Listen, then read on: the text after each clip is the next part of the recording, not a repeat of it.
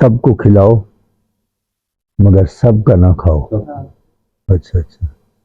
تو پہلے بھی آپ کی محفل میں ایک دو مرتبہ بیٹھنا ہوا ہے، لیکن آج خواہش تھی کہ آپ سے بابا جی کے بارے میں نہ پوچھا جائے، آپ کچھ ان کی تعلیمات ہمیں دیں، ہمارے علم میں اضافہ ہو. بسم اللہ الرحمن الرحیم.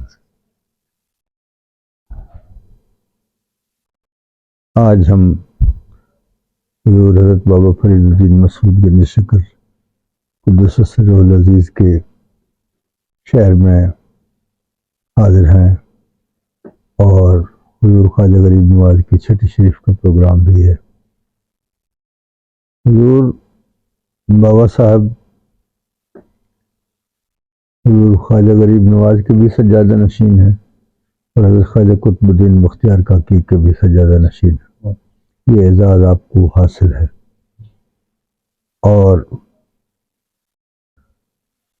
آپ جب بیعت ہوئے حضرت خواجہ قطب الدین بختیار کاکی کے، تو حضور خواجہ غریب نواز نے فرمایا کہ بابا قطب نے ایک ایسا شہباز کو گرفتار کیا ہے جس کی پرواز سدرۃ المنتہا سے نیچے تک نہیں ہے. اور آپ نے بڑے مجاہدے کیے. میرا خیال ہے کہ اولیاء کرام میں کوئی ایسی ہستی نہیں ہے جس نے اتنے مجاہدے کیے ہو جتنے حضور بابا صاحب نے کیے. جگہ جگہ آپ کے چلے ہیں، وہاں ان کے نشانات موجود ہیں، کہیں چلہ کیا کہیں چلہ کیا. بلکہ بیت المقدس میں بھی آپ نے چلے کیے، وہاں کے بھی ہے. اور آپ کا فیض بہت عام ہے. آپ نے مخلوق خدا کا بڑا خیال رکھا.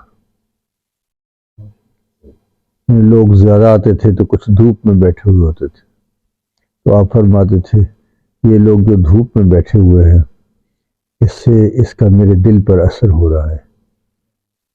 قریب قریب آ جاؤ تاکہ جگہ بن جائے کہ وہ لوگ بھی سائے میں آ جائیں. اس طرح انسانیت کا درس دیا، انسانیت کی خدمت کا درس دیا آپ نے. اور آپ کے جو ارشادات ہیں وہ ان میں بڑے بڑے معنی ہیں. ایک مشہور شعر ہے آپ کا، اٹھ فریدا ستیا جھاڑو پھیر مسیت، تو ستا رب جاگدا تیری ڈاڈھے نال پریت. اب ہم نے اس کا ظاہری معنی یہی سمجھا ہے کہ اٹھو اور پاس جو مسجد ہو اس میں جھاڑو دے دو. تو یہ مقصد نہیں ہے. دیں جھاڑو، اچھی بات ہے، مسجد کی صفائی کا بڑا اعزاز ہے، بڑا ثواب کی بات ہے. لیکن جو آپ نے فرمایا ہے نا، اب اگر ہمارے قریب ایک چھوٹی سی مسجد ہے، ہم سارے جھاڑو لے کر بیٹھ جائیں جتنے لوگ ہیں، تو جھاڑو دینے کی تو جگہ ہی نہیں رہے گی. تو مسجد جو ہے، مسجد اس کو خانہ خدا کہتے ہیں، اللہ خدا کا گھر ہے. اور گھر اسی کو کہتے ہیں جس میں گھر والا رہتا ہو. تو اگر اس گھر والے سے پوچھیں کہ یا اللہ تو کہاں رہتا ہے، تو فرماتا ہے لا یسونی سمائی ولا ارضی ولکن یسونی قلب عبد المومن. میں نہ اپنی زمین میں سما سکتا ہوں، نہ آسمان میں سما سکتا ہوں، میں سما سکتا ہوں تو بندہ مومن کے دل میں سما سکتا ہوں. تو اصل مسجد جو ہے وہی ہے. تو حضور بابا صاحب نے فرمایا کہ سوئے ہوئے ہو، اٹھو، اس مسجد کو صاف کرو جو حقیقی مسجد ہے. حقیقی مسجد وہ ہے جو خدا کا گھر ہے، جہاں وہ رہتا ہے. اب آپ اگر کسی کو بلائیں اپنے گھر اور آپ کا گھر صاف ہی نہ ہو تو محبوب تو نہیں ٹھہرے گا، نہیں آئے گا. اس کے لیے تو بڑی صفائی کی ضرورت ہوتی ہے. اور پھر صفائی دو طرح کی ہوتی ہے. ایک صفائی یہ کہ اس میں گند خرابہ نہ ہو، یعنی آپ اپنے اندر سے تمام بری عادتیں سب نکال دیں. یہ صفائی ہوگی، اور صفات الہیہ کو اپنا لیں، صفات بشری کو ختم کریں، صفات الہیہ کو اپنا لیں۔ یہ ایک صفائی کا ایک یہ مقام ہے۔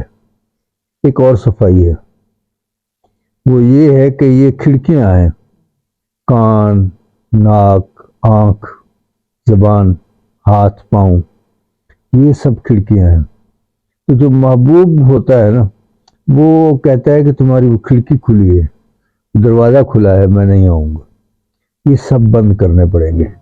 تو اس کا مطلب یہ ہے کہ اس کی صفائی، جھاڑو ایسا پھیرو کہ چشم بند ہو، گوش بند ہو، لب بند، یہ کان کی کھڑکی بند کر دو کہ یار کے سوا کسی کی بات نہ سن، آنکھ کی کھڑکی بند کرو، یار کے سوا کسی کو نہ دیکھ، کان کی کھڑکی، ناک کی کھڑکی بند کرو کہ اس کی خوشبو کے سوا کسی اور خوشبو کو آنے کی ضرورت نہ ہو، زبان کو یار کی بات کے علاوہ کوئی بات نہ کرنی ہو، ہاتھ بھی اسی طرح، پاؤں بھی اسی طرح۔ تو یہ ہے صفائی جو حضور بابا صاحب نے فرمائی۔ اور نزاکت طبع یہ اتنی تھی کہ آپ کی بڑی دوستی تھی حضرت بہاؤالدین زکریا ملتانی رحمۃ اللہ علیہ کے ساتھ۔ انہوں نے ایک خط لکھا، جس میں آپ نے فرمایا کہ میان ما و شما عشق بازی است، ہمارے اور آپ کے درمیان عشق بازی ہے۔ آپ نے جواب میں لکھا عشق است بازی نیست، عشق ہے بازی نہیں ہے۔ تو یہ نزاکتیں تھیں، باریکیاں تھیں۔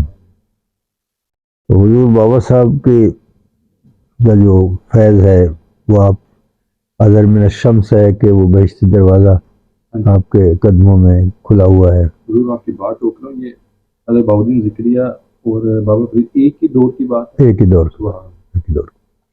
اور حضرت نظام الدین اولیاء محبوب الہی اور شاہ رکن عالم وہ بھی ایک ہی دور کے تھے۔ ان کی بھی ایک بات میں آپ خدمت میں عرض کر دیتا ہوں کہ آپ کا لنگر اتنا وسیع ہوتا تھا حضرت نظام الدین اولیاء محبوب الہی کا کہ پتہ نہیں کتنے اونٹ پیاز کے چھلکے کے نکلتے تھے، اتنا وسیع لنگر ہوتا تھا۔ تو بادشاہ کو خوف پیدا ہو گیا کہ اتنے لوگ یہاں آتے ہیں تو میری حکومت پہ قبضہ نہ کر لیں۔ تو انہوں نے چاہا کہ اور تو کوئی ہیلا نہیں ہے تو بند کر دو، باہر سے کوئی ادھر لنگر لے کے نہ آئے۔ بند کر دیا گیا، پھر بھی لنگر اسی طرح چلتا رہا۔ اور پھر انہوں نے ایک طریقہ یہ کیا کہ حضرت شاہ رکن عالم کو انہوں نے دعوت دی کہ آپ دہلی میں آئیں۔ مقصد یہ تھا کہ لوگ پھر ان کی طرف متوجہ ہو جائیں گے، ان کی طرف کوئی نہیں جائے گا۔ وہ رات کے وقت آپ وہاں پہنچے، صبح بادشاہ نے پوچھا کہ آپ کا استقبال کس نے کیا تھا رات کو؟ تو آپ نے حضرت شاہ رکن عالم نے فرمایا اس شہر میں جو سب سے بہترین شخص تھا اس نے میرا استقبال کیا۔ انہوں نے کہا وہ کون؟ تو انہوں نے فرمایا کہ حضرت نظام الدین اولیاء محبوب الہی۔ تو اس کو سمجھ آ گئی کہ یہ چیز یہ ایک اور بادشاہ آپ کا، یعنی یہ حضور بابا صاحب کے تربیت یافتہ اور ان کے غلام ہے۔ تو کسی کاریگر کا کمال تو اس کی صنعت سے ہوتا ہے نا کہ اس نے کیسا بنایا۔ آپ ایک دفعہ بیمار ہو گئے حضرت نظام الدین اولیاء محبوب الہی، اور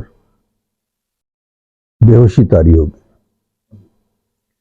بہت علاج کیے، ڈاکٹر، حکیم، جو بھی اس وقت جس قسم کے اویلیبل تھے سارے چارے انہوں نے کیے، ہوش نہیں آیا آپ کو۔ پھر پتہ چلا کہ ایک ہندو ہے جس میں یہ کمال ہے کہ وہ دیکھ کر بیماری سلب کر لیتا ہے، اور وہ کہیں جاتا نہیں ہے، مریض کو اس کے پاس لے جانا پڑتا ہے۔ جب کوئی چارہ نہیں تھا تو آپ کے غلاموں نے پھر یہ کیا کہ آپ کو چارپائی پہ اٹھایا اور وہاں لے گئے۔ اس نے دیکھا اور آپ کو افاقہ ہو گیا، اٹھ کے بیٹھ کے آپ نے فرمایا یہ کہاں لے آئے ہو، کیا ماجرا ہے؟ تو انہوں نے بتایا کہ حضور یہ وجہ ہے۔ آپ نے اس ہندو کو بلایا، اس سے پوچھا یہ تو تمہارے پاس بہت بڑے کمال کی بات ہے، یہ کمال تمہیں کیسے حاصل ہوا ہے؟ اس نے کہا میں نے نفس کی مخالفت کی، اس نے جو کہا ہے میں نے اس کے خلاف کیا. یہ کہتا تھا یہ کھا، میں نے کہا نہیں کھانا. یہ کہتا تھا ادھر جا، میں کہتا تھا نہیں جانا. ہر بات میں اس کی مخالفت کی ہے. اس کی وجہ سے مجھے یہ کمال حاصل ہو. آپ نے فرمایا اچھا پھر ایسا کہ ہے اس سے پوچھو کہ میں مسلمان ہونا چاہتا ہوں، تمہاری کیا رائے ہے؟ تو اس نے پھر پوچھا، اس نے جواب دیا کہ نہیں یہ کام نہیں کرنا. تو آپ نے فرمایا پھر تمہارا تو یہی معمول ہے کہ اس کی ہر بات کی مخالفت کرتے ہو. آج اگر اس کی موافقت کر لو گے تو پیچھے تو سارے تمہارا ریکارڈ خراب ہو جائے گا. اس نے کہا بھائی ٹھیک ہے. پھر کلمہ پڑھایا مجھے، وہ بھی مسلمان ہو گیا اور اس کے ساتھ جتنے پیروکار تھے وہ بھی سارے مسلمان ہو گئے.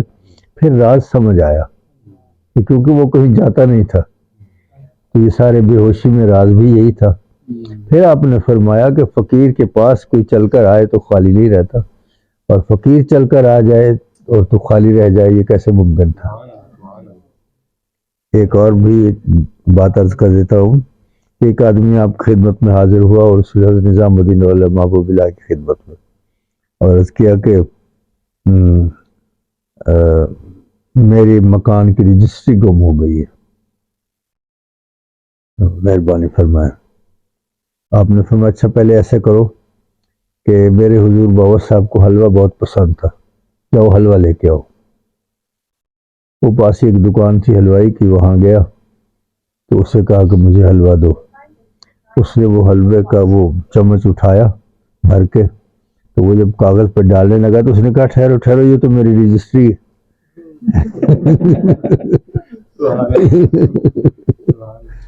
تو بس اس طرح سے وہ کام ہوتے تھے. ان کی نگاہ میں کوئی جادو ضرور ہے، جس پر پڑی اسی کے جگر تک اتر گئی. تو یہ بہت سی چیزیں ہیں. ایک حضور بابا صاحب کا ارشاد ہے کہ سب کو کھلاؤ مگر سب کا نہ کھاؤ. اس طرح اور بہت سے ارشادات ہیں. آپ کی ایک سوال پوچھنا تھا کہ بابا صاحب کا تعلق کس خلفائے راشدین میں تھے؟ حضرت عمر کے ساتھ؟ حضرت عمر فاروق رضی اللہ تعالیٰ عنہ، شجرہ نسب آپ کا حضرت فاروق اعظم رضی. جی تو سلسلہ طریقت تو سب کے حضرت مولا کائنات تک پہنچتے ہیں. جی بہت شکریہ مہربانی. آپ نے ہمارا حصہ اس میں ڈل گیا. حضور کی فیض حاصل کرنے کے لیے دین کی خدمت کرتے رہے، دین کی راہ میں چلتے رہے، لوگوں کو تبلیغ کرتے رہے. ہماری دلی دعا. مہربانی شکریہ.